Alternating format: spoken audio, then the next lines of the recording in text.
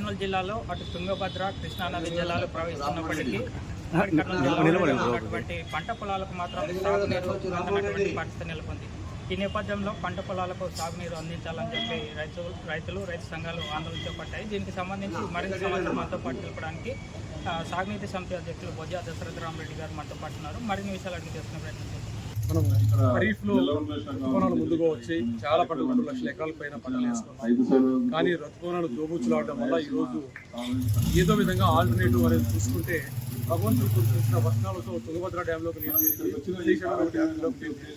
అయితే పాలకులు మాత్రం ఎందుకు మరి తుంగభద్ర డ్యాంలోకి నీరు వచ్చినా శ్రీశైలంలో డ్యాంలోకి నీరు వచ్చినా కూడా ఇటువైపు కూడా ఆలోచించిన పరిస్థితి పోతిరెడ్డి పాటు నుండి 854 అడుగులు వచ్చిన వెంటనే రాయలసీమ నీళ్లు తీసుకునే అవకాశం జూన్ 22వ తారీఖు వచ్చిన 10 రోజులైనా పాలకులు ఇటువైపు ఆలోచన చేయడం లేదు.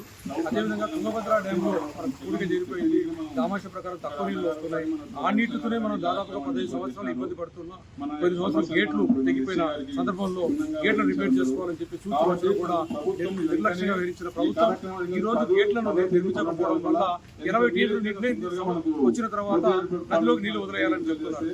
మరి 75 టీఎంల నీళ్లు వచ్చినా కూడా నదిలోకి నీళ్లు వదలడానికి సిద్ధమవుతున్న ప్రభుత్వం మరి ఎల్ఎల్సీకి కానీ హెచ్ఎల్సీకి కానీ నీళ్లు వదలడానికి సిద్ధం కాలేదనుకుంటే మాకు ఒక అనుమానం వస్తుంది. రాయలసీమలో నీరు ఇచ్చే అవకాశాలు ఉన్నా ప్రాజెక్టులు ఉన్నా కూడా నీరు ఏదో రకంగా అందకుండా చేసి ఈ రైతులంతా కూడా పొలాలను పారుతోని ఈ పొలాలన్నింటినీ కూడా ఎలక్ట్రిక్ జనరేషన్ కోసం అమ్మే కుతంత్రం జరుగుతుందని చెప్పి మేము భావిస్తున్నాం.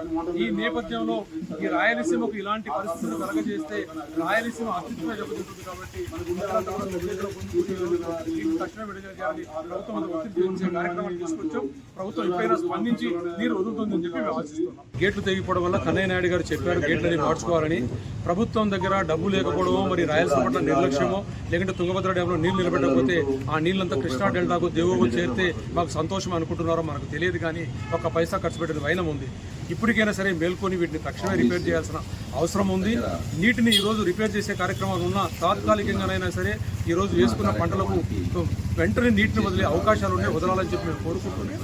వచ్చే సంవత్సరం గోరుకల్ రిజర్వాయర్ అంతా మేము నీళ్ళు ఇవ్వం. గోరుకల్ రిజర్వాయర్ కింద గోరుకల్ రిజర్వాయర్ అంతా 1 సంవత్సరం ఆపండి, దాన్ని అంతా పూర్తిగా నిర్మాణం చేస్తామని ప్రపోజల్తో రండి. కానీ మీరు కేవలం మభ్యపరిచే మాటలతో ఒక్క పైసా డబ్బులు ఇవ్వకుండా గోరుకల్లకు కానీ లేదా వేదవతి ఎత్తుపోతల పథకానికి కానీ ఆర్డీఎస్ కెనాల్కి కానీ లేదా కుల్వేవులకు కానీ ఏ ప్రాజెక్టుకు అలగనూరు రిజర్వాయర్ కానీ 1 పైసా నిధులు ఇవ్వకుండా కేవలం మనకచర్ల ద్వారానే రాయలసీమ సస్యశానం అని చెప్తుంది మభ్యపెట్టే మాటలు చెప్పుకుంటూ వస్తున్నారు.